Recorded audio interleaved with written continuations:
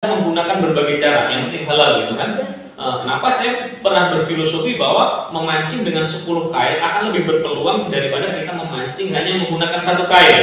Bener kan? Iya, Pak. Ya, jadi Anda kalau mancing pakai 10 kail ya peluangnya adalah 10. Kalau 1 peluangnya 1. Bayangkan kalau Anda jual melalui WA, jual melalui Instagram, TikTok, Facebook, semuanya Anda coba ya peluang Anda banyak.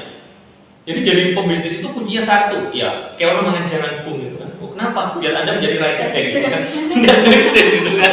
Iya gitu kan. Ya bisnis itu kita nggak boleh malu gitu kan. Ya karena saya 14 tahun jadi marketing. Saya sering ditolak orang, saya canvassing ditolak, diusir orang biasa. Dan itulah yang akan membuat mental Anda menjadi mental baja. Ingat bahwa kesuksesan itu akan butuh proses, bukan protes. Nah, jadi sukses itu butuh proses, bukan protes. Kalau Anda berproses, maka sukses itu akan bisa Anda akses. Punya seperti itu. Baik, ngomong-ngomong soal pandemi, nah kita harus tetap menjaga protokol kesehatan, salah satunya dengan mencuci tangan menggunakan sabun ataupun hand sanitizer, selanjutnya menggunakan masker, dan yang ketiga menghindari jarak sosial. Nah, untuk wadah hand sanitizer atau sabun, di sini tentunya jangan sampai merusak keestetikan ruangan Anda. Nah, di sini kita bisa membeli wadah sabun atau hand sanitizer melalui Sparkling Tone. Contoh produknya sudah ada di depan kita. Nah, produk tersebut didesain secara mewah dan elegan guna meningkatkan keestetikan ruangan Anda. Produk ini dapat Anda akses di Instagram ataupun di Shopee. Namanya Sparkling Stone. Nah, selanjutnya bagaimana cara menentukan target pasar yang tepat? Oke, jadi bagaimana cara kita menentukan target pasar?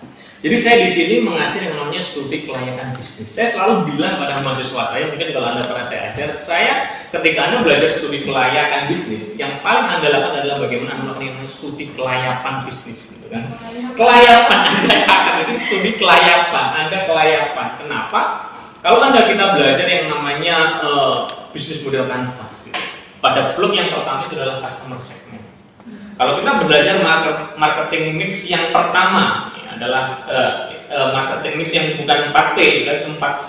Yang C pertama adalah customer need. Nah, ketika Anda pahami bahwa saat ini tuh caranya bukan seperti tahun 80-an. Kenapa? Ketika kita menjual produk, kita harus memastikan bahwa produk ini akan tersapa oleh pasar. Orang itu butuh produk ini. Beda kalau dulu tagline-nya seorang marketing itu kalau sebelum tahun 80-an itu adalah customer is a target. Tahun 90-an berganti yang namanya customer is a king, gitu kan. Kemudian tahun 2000-an berganti customer is a friend. Sekarang tagline-nya adalah customer is how to build customer relationship. Nah, dulu ketika sebelum tahun 80-an, Anda bikin apapun, Anda jual ketika nggak ada kompetitor ya pasti laris. Iya kan? Dulu ada yang namanya sabun batangan, gitu kan. Orang jual sabun batangan itu untuk mandi, untuk cuci piring, cuci baju, semuanya sabun batangan. Laris. Saya tanya ketika sekarang jual sabun batangan itu pasti nggak laku. Kenapa? Sekarang yang namanya cuci tangan ada sabunnya, muka ada sendiri, kemudian tangan beda, sampo ada macam-macam gitu kan. Itulah segmentasi pasar. Bahkan yang namanya mahasiswa itu sekarang ya skincare itu adalah yang utama gitu kan. Ya padahal ya iya gitu kan ya. Mahasiswa itu sibuk menentukan skincare padahal belum ada sambalnya care gitu kan. Jadi ya karena saya itu ya ini bercanda gitu kan ya. Jadi saya sering ngomong sama mahasiswa Anda sibuk memilih skincare padahal belum ada sambal yang care gitu kan. Tapi itulah yang namanya kebutuhan. Jadi contoh sabun itu yang menunjukkan bahwa saat ini ketika Anda membuat produk, Anda lihat kira-kira pasar itu bisa merespon nggak? Itu bisa menyerap nggak produk Anda? Makanya ada yang bikin namanya studi kelayakan, Anda jalan-jalan. Kalau bisa ketika Anda tahu produk itu belum ada di sini, Anda ciptakan. Konsepnya bisnis itu adalah kepo dan nyuntuh. Saya selalu bilang, saya wanti-wanti kepada mahasiswa itu bisnis itu konsepnya kepo dan nyuntuh. Kenapa kepo? Pertama, ketika ada produk baru, orang itu pasti kepo untuk mencoba. Iya kan? Iya. Ya nyuruh saya boleh bilang dulu ada yang namanya es kepal Milo, semuanya ngikut bikin es kepal Milo, es cappuccino Cinco semuanya ngikut ketika lacak tenggelam gitu kan. Nah, kemudian dari susu racik Bu Darmi gitu kan, bahkan namanya mereka nyontoh susu racik Bu Darmi, Bu Kiem gitu. Saya selalu bilang kenapa nggak udah bikin susu racik Nona Lisa gitu kan, yang kenapa suka susu mbok gitu kan. Jadi itu adalah sesuatu yang menunjukkan bahwa orang itu pertama kepo, kedua mereka akan nyontoh. Kenapa? Ketika itulah seperti contoh Nggak usah khawatir ketika Anda bikin sebuah bisnis, Anda laris, nggak usah khawatir. Sebentar lagi Anda pasti punya kompetitor. Nah, bagaimana caranya Anda untuk tetap survive? Jadilah pioner, jangan pernah jadi follower. Kalau Anda jadi yang pertama, Anda mengembangkan bisnis Anda lancar, kemudian dicontoh, Anda lompat ke bisnis yang lain. Makanya seorang pebisnis itu harus punya jiwa kreatif, gitu kan? Harus adaptif, responsif, inovatif, dan atraktif. Nah, 4 itu harus diadopsi seorang pebisnis, apalagi milenial, gitu kan? Karena Anda dimudahkan dengan teknologi, Anda hidup di era yang luar biasa menggunakan teknologi, ya kan? Beda dengan saya dulu, sekarang yang namanya mahasiswa tidak ada yang nggak punya yang namanya Android, gitu kan? Ya pasti semuanya punya, gitu kan? Pasti semuanya punya handphone, gitu kan? Kalau saya bilang bahwa dulu godaan wanita adalah harta tahta wanita, sekarang harta tahta wanita dan kuota, gitu kan? Tambahannya ada satu lagi, gitu kan? Bahwa itu adalah menunjukkan bahwa semuanya saat ini Anda hidup dengan teknologi dan itu memudahkan Anda dalam menjalankan sebuah bisnis. Dan harapannya itu bisa memberikan kemudahan bagi Anda, dan saya ingin ketika saya masuk di kelas MBS, khususnya masuk MBS, ya mereka rata-rata sudah punya bisnis. Bisnis itu tidak harus membuat produk barang. Anda menjualkan barang orang lain itu namanya juga bisnis. Nah, makanya saya pernah punya program setahun yang lalu, karena saat ini ada pandemi, kakak tingkat Anda saya kirim ke pelaku usaha. Ada 352 mahasiswa saya kirim ke pelaku usaha. Tujuannya untuk apa? Mereka belajar di sana. Mereka belajar dari insting bisnis pengusaha.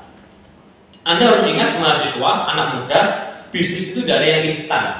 Semuanya butuh proses. Bahkan yang namanya sesuatu yang instan butuh proses. Contohnya apa? Mie instan ketika Anda mau makan juga butuh proses, gitu kan? Makanya tidak ada yang instan di dunia ini. Semuanya butuh proses, dan Anda harus mau berproses. Ya, namanya berproses itu pasti sakit, gitu kan? Seperti Anda minum obat, rasanya pahit, tapi endingnya akan sembuh. Sama ketika bisa Anda mau berproses, belajar dari siapapun, dari manapun, ya itu adalah cara Anda untuk bisa berhasil di masa yang akan datang. Seperti itu.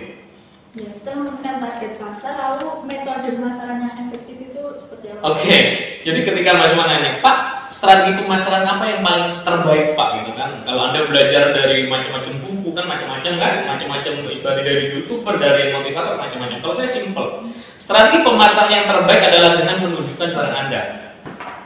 Ya kan? Kenapa ditunjukkan? Ingat bahwa Anda ketika punya produk tidak Anda tunjukkan pada orang lain, ya nyun sewu sampai kiamat orang Rombino nggak akan laku. Kan? Kenapa? Iya, karena Anda tidak mau menunjukkan. Bagaimana cara menunjukkan? Ya Anda pasang di Instastory, di WA Story, semua Anda tunjukkan bahwa Anda punya produk. Ketika Anda punya produk, Anda tunjukkan, dan produk Anda memiliki unique proposition, gitu kan? Keunikan tersendiri, orang itu akan kepo. Karena kuncinya orang itu akan kepo. Nah, ketika orang mencoba, ya buat yang namanya customer Anda itu suka dengan produk Anda. Saya punya tagline bahwa Anda jangan pernah bangga ketika customer itu hanya menatap. Buatlah mereka menetap. Kenapa? Ketika mereka menetap, apapun yang Anda jual mereka akan hilang. Ini seperti itu, gitu. Anda bagaimana cara, jangan hanya senang kalau customer itu hanya melihat, membeli sekali, selesai. Itu adalah menatap. Tapi buatlah mereka menetap dengan produk Anda. Buatlah mereka menetap dengan apa yang Anda jual. Ketika mereka menetap menjadi loyal customer Anda, maka dia akan kilap. Anda jual apapun, dia tidak pernah bilang maaf. Nah, gitu kan? Jadi, yang namanya maaf itu kan menolak. Berarti kalau dia nggak pernah bilang maaf, berarti dia menerima apapun produk yang Anda jual. Itu kuncinya.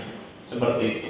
Lalu media yang digunakan yang efektif untuk saat ini, Pak? Oke, jadi ketika kita ngomong yang namanya media mana yang paling efektif, ya setiap orang, setiap penjual itu memiliki cara yang berbeda-beda. Karena setiap orang itu memiliki karakter yang berbeda-beda. Ada orang yang suka nyun sewu, kita grafia, belajar dengan orang. Mungkin dia media konvensional masih bagus. Ada orang yang pemalu, gitu kan? Harusnya pemalu kalau ketemu orang, ya itu medianya Instagram, Facebook itu bagus.